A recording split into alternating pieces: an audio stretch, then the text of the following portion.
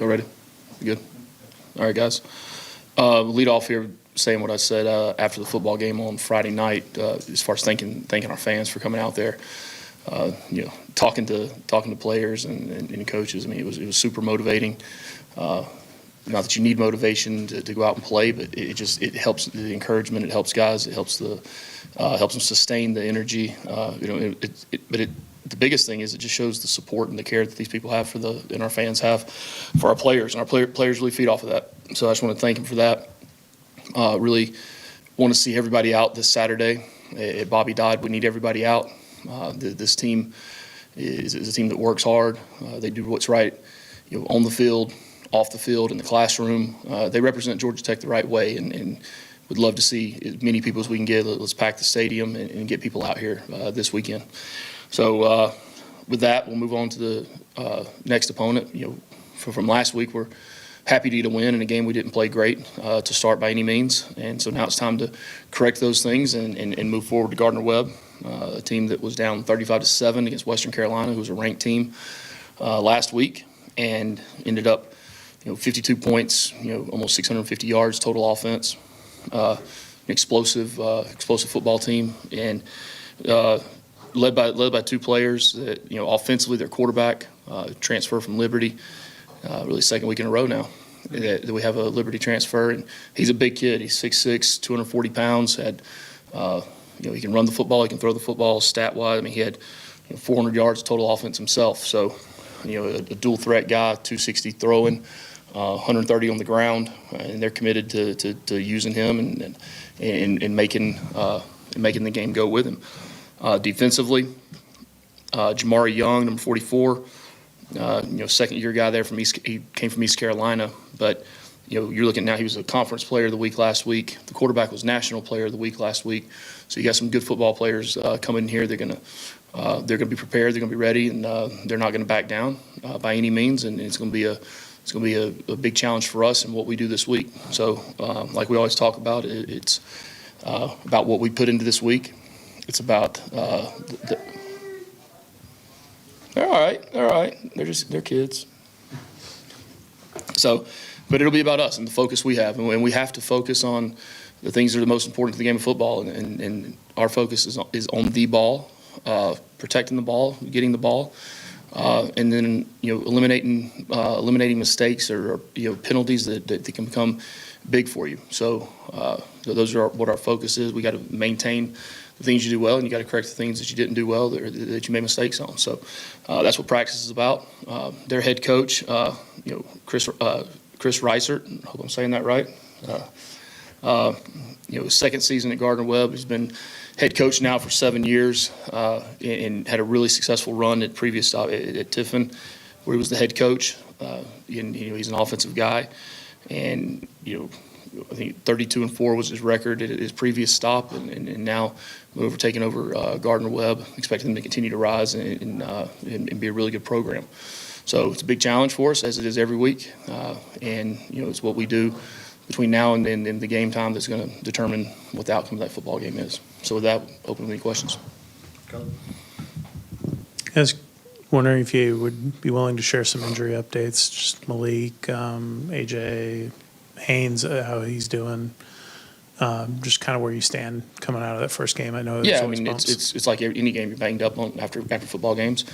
Guys are day to day, and expecting to have guys back ready to go for Saturday. So the one, Rodney, I think Rodney's probably 1 more week.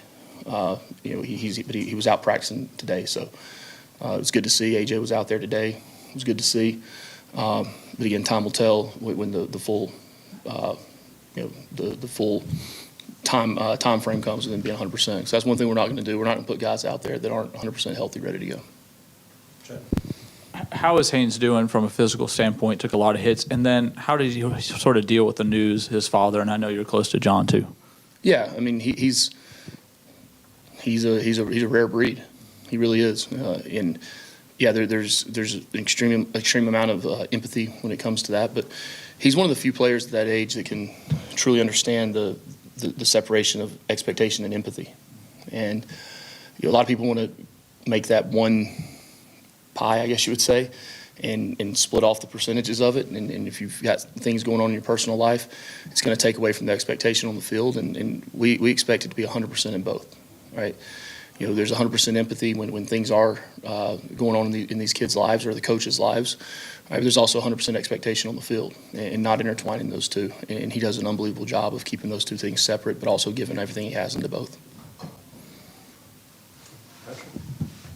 Coach Key, you emphasized depth in the preseason a great deal, and I think if I counted correctly, 60 different players saw the field the other night about that. Is that about what you'd look to do going forward as you're able to? Yeah, and again, it's not up to me. It's up to the players and how they develop, how they continue to come along. We want to play as many people as we can, but at the same time, it's not the YMCA. Just because you're on the team doesn't mean you have the opportunity to go out there and play every week.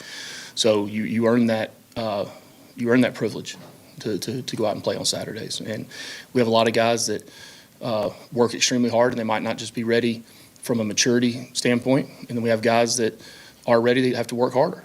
So it's really twofold there. And when the time comes, there's no waiting around and waiting your turn here. I don't believe in that. I believe when you're ready to play, you're going to play. Obviously, Coach, you faced a second straight dual threat quarterback. Just how much confidence do you have just from last week knowing your defense can play really well against a dual threat and just being able to see this for a second straight week? Yeah, well, we've got a lot of things to clean up from last week now. I mean, we were very fortunate to win the football game versus a good team on the road. And we've got to clean a lot of those things up. But the advantage is our defense does go against a dual guy every day.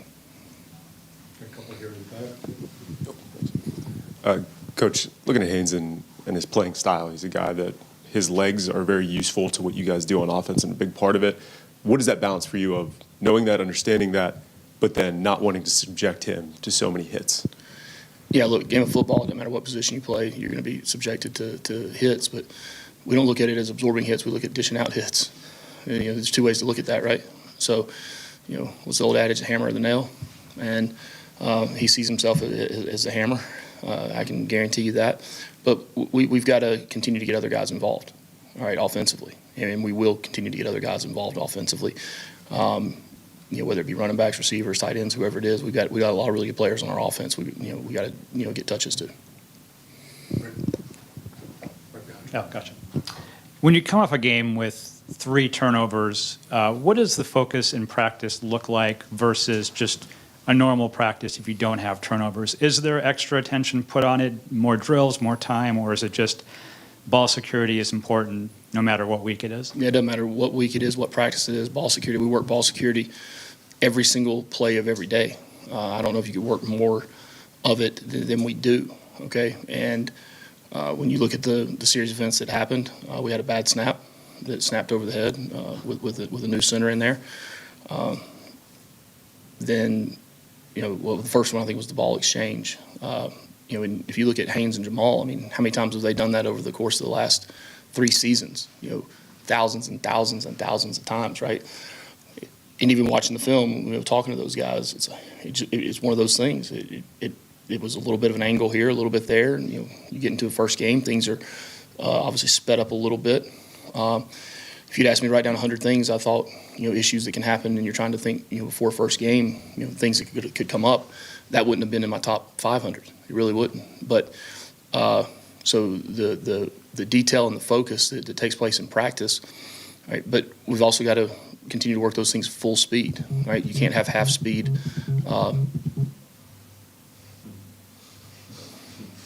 You can't have you can't do half speed reps when you're practicing, whether it's QB center exchange, whether it's QB running back exchange, whether it's 7-on-7s, whatever it is. So, I mean, I think somebody said first time a team's won after doing that since 2010, 16 seasons.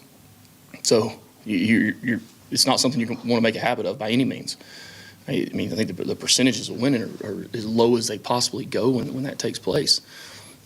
We were very fortunate that our team kept the right frame of mind. After the 3rd turnover, our defense goes out there and gets a 3-and-out. Great play by Kamen, on the far sideline, to hold them to, get them to fourth and short, and they ended up kicking, and we were able to, get in a little bit of a rhythm then.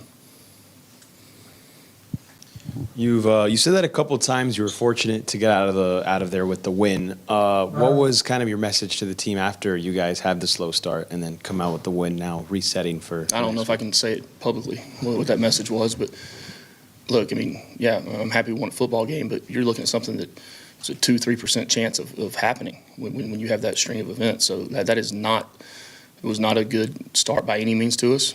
Yeah, you're happy about how they overcame the adversity in the game on the road. Shows character of a football team, but that shows you have a good team. And if you want to have any opportunity or chance of having a great team, you cannot do those things. So we got a lot of work to do. It started on Sunday when we were in here, and it'll continue to go. With the two young guys at center, Tanner and Harrison, as the game went on, did you see them start to settle in and become more comfortable with what they were doing? A little bit, but I mean, it's, you say young guys, I mean, they're new guys. They're not young. They've been in the program. The expectation is we put you on the field is to be able to go out and do your job. And when you're in that position, you touch the football every play. I mean, that and the quarterback. I mean, we talk about the ball. Well, when someone touches it every play, we've got to make sure we're taking care of it. I thought Tana settled in.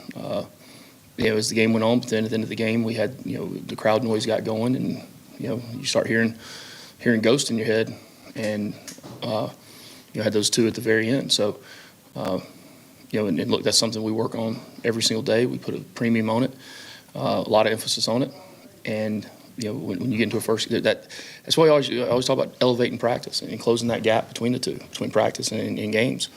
But it is impossible to emulate or imitate, I guess you would say, what a first game is on the road in a really good. What they had was a really good environment to play college football in. So continue to work on it, continue to improve it. Might have to tweak a few things here and there, but I've got full confidence in those guys as being our center. Full 100% confidence, and my confidence comes from their willingness to work and know that they have to fix something. What was your evaluation of Blake's play calling and how everything worked? This is the first time since you were a player that you had a first-time defensive coordinator at Georgia Tech calling plays. So it's been a while since that's been going on here. What was your evaluation of his play calling? Yeah, I thought he did a good job calling the game. I thought he was calm, and that's something I want on the sideline. We talk all the time about calm breeds calm. To have a defense ready to go 3 consecutive drives where a turnover occurs, and they scored on the first one, and they get a stop, and come back, then now it's the third one. And I mean, the players came up to me and they're like almost smiling, like, "Coach, we got this. We got it. We're good. We're good." You talk about a calming effect for me. JJ said it. Amari said it. They were ready to go play. CP said it. They just went out and played. So that's a credit to Blake for doing that. We've got a lot of things we got to correct and clean up. Some of our fits, some of our gap fits.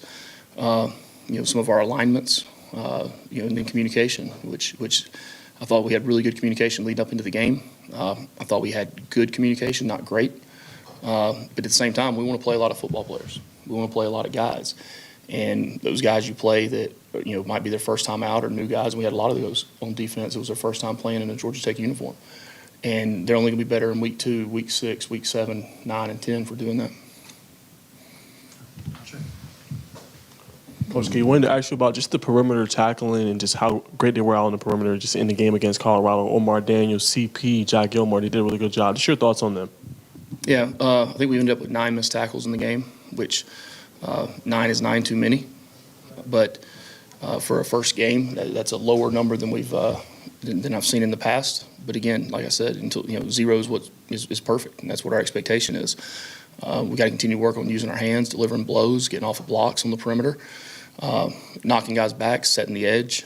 And when we set the edge, not letting it get, keeping it constricted, not letting it get widened out and opened up just because you set the edge. So I thought they did a good job, but again, we're looking for the ability to go out and play great football. Coach, we obviously understand the value of game reps, but with Aaron Philo, obviously didn't get in the other night. Where have you seen that progression for him throughout camp or practice and everything as he's worked his way? Yeah, I think it's been a really good camp for Aaron.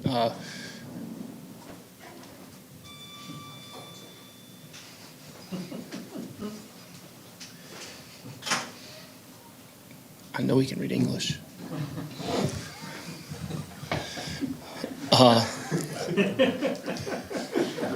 So, back to Aaron. No, but then, Aaron had some things in the preseason camp where you're seeing new coverages for the first time. You're seeing different, types of coverages, different rotations, different, tweaks within and out things. So it was, you've only seen so many, as a freshman, you've only seen so many, so many sunrises and sunsets. And the more reps he can get in practice, the more reps he gets in games, the better he's going to be. He's tremendous talent, and really excited for his future and excited we have the guys in the quarterback room we have. That's time for a couple more.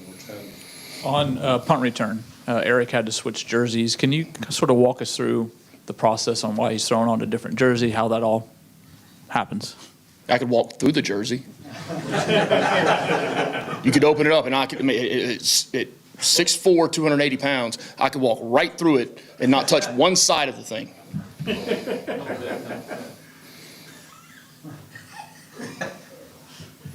So I had a friend of mine call me on Sunday, an O-line buddy.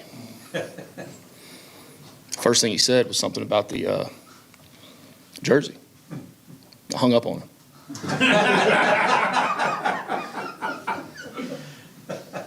It was almost like a dress, wasn't it? It was like comical. It was like one of those. Did we really do that on purpose, or is that like a joke? Ha ha! I got you, prom. Like one of those. Like, hey, Colorado, look at this. Those kids like little babies wear.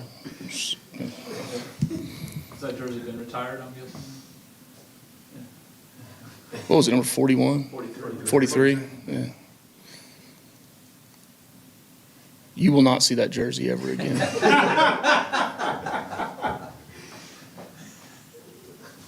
Again, 1,000 things on a piece of paper. So we had a double number and two number threes. And I was told we had a jersey. It was all set. On me, I did not ask to see the jersey. I didn't realize they were making a jersey for me.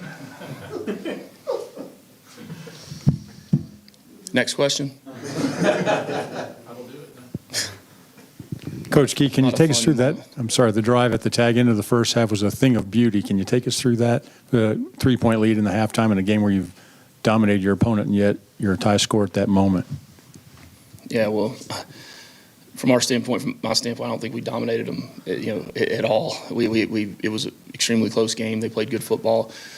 We played good football in spurts, but we made way too many mistakes that made it a close game, and that's on us.